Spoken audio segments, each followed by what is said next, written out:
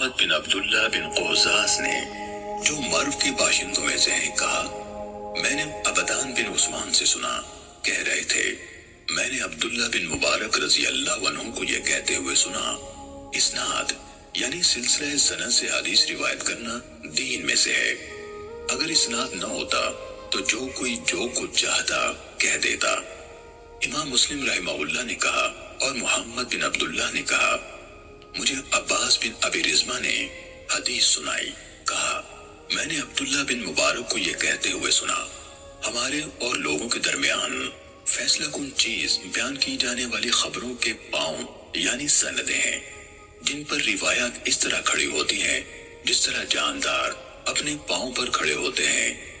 محمد بن عبداللہ بن قوزاس نے کہا میں نے ابو اسحاق ابراہیم بن عیسیٰ طالقانی سے سنا، کہا میں نے عبداللہ بن مبارک سے کہا ابو عبد الرحمن وہ حدیث کیسی ہے جو ان الفاظ میں آئی ہے، نیکی کے بعد دوسری نیکی یہ ہے کہ تم اپنی نماز کے ساتھ اپنے والدین کے لیے نماز پڑھو اور اپنے روزوں کے ساتھ اپنے والدین کے لیے روزے رکھو۔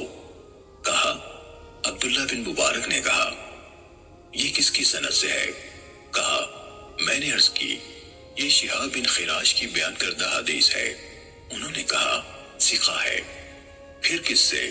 کہا میں نے عرض کی حجاج بن دینار سے۔ کہا ثقہ ہے۔ پھر کس سے؟